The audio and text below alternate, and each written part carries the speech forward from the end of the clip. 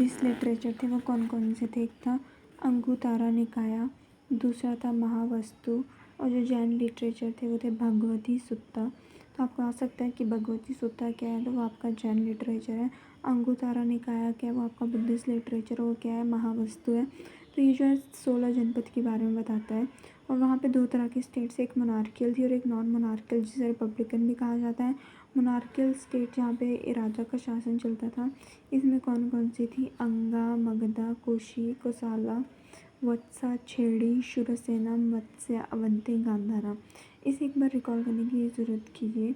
जैसे मगध हो गया, अंगा हो गया, कोशाला हो गया, काशी हो गया, मगध हो गया, वत्सा हो गया, छेड़ी हो गया, शूरसेना हो गया, अवंती हो गया और गांधार हो गया। रिपब्लिकन कौन से थे?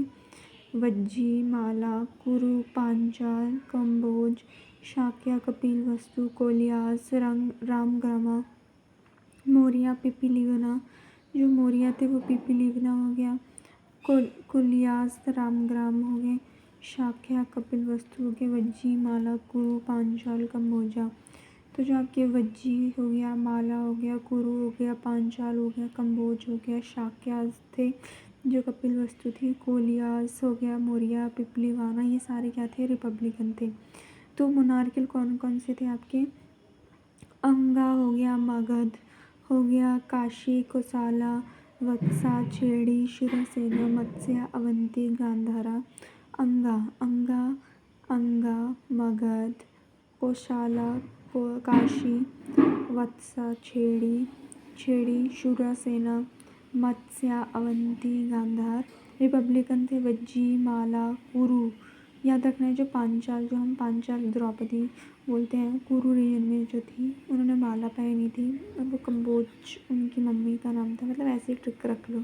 शाक्या क्लेन से थी कपिलवस्तु, और रामग्राम उनका जो गांव था उसका नाम था कोल्लिया, रामग्राम, और मोर थे वहाँ पे पिपलीवाना। तो पूछा जाता है कि मगध जो इतना राइज क्यों किया? जो पॉलिटिकल हिस्ट्री जो थी इंडिया की 6th सेंचुरी BC में, वो थी 4 स्टेट्स के बीच में सुप्रीमेसी की स्ट्रगल थी। मगध जो एक मोनार्कियल स्टेट था, कोशाला जो एक आपका जो था वो भी एक मोनार्कियल ही था, वत्सा भी मोनार्कियल ही था, and Avanti was also monarchial, इनके बीच में थी। और इनमें से जो मगध है वो जो था मोस्ट पावरफुल वन और सक्सीडेड किंगडम आया एक एम्पायर को पावर करने के लिए। क्यों?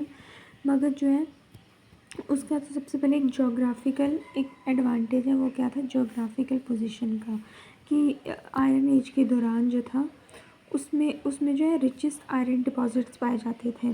तो उसकी वजह से क्या होता था कि जो रिचेस्ट आयरन डिपॉजिट थे वो राजगीर से भी, जो उनकी कैपिटल थी, जैसे हमने राजगीर पढ़ा था कैपिटल थी बिम्बिसारा के दौरान, वो वहाँ से दूर भी नहीं थे। तो इसीलिए ये जो थे आयरन वेपन्स, ये आयरन है, ये वेपन्स बनाने के लिए और टूल्स बनाने के लिए यूज़ किया जा सकता था। और आयरन जो था वो थिक फॉरेस्ट को भी क्लियर करने के लिए यूज़ किया जा सकता था। और आयरन से बने हुए प्लॉशर्स जो थे लैंड को अच्छे से उगाते थे और गेन की प्रोडक्शन को इंक्रीज़ करते थे। उसके बाद जो था मगध जो था वो कहाँ पे ले करता था? गंगेटिक प्लेन के बीच में रहता था मगध जो था। तो जो एलुवियम सॉइल जो वहाँ पे पाई जाती थी वो बहुत ज़्यादा फर्टाइल रहती थी। जब सॉइल फर्टाइल रहेगी तो अच्छा खासा वहाँ पे फूड सरप्लस रहेगा।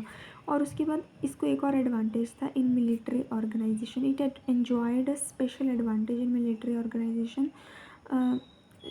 वैसे जो बाकी इंडियन स्टेट्स थी वहाँ पे नो डाउट हॉर्सेस भी थे, चैरियट्स भी थे, लेकिन मगध जो था वो पहली ऐसी स्टेट था जिसने सबसे पहले जो थे एलिफेंट्स का यूज़ किया था वॉर में।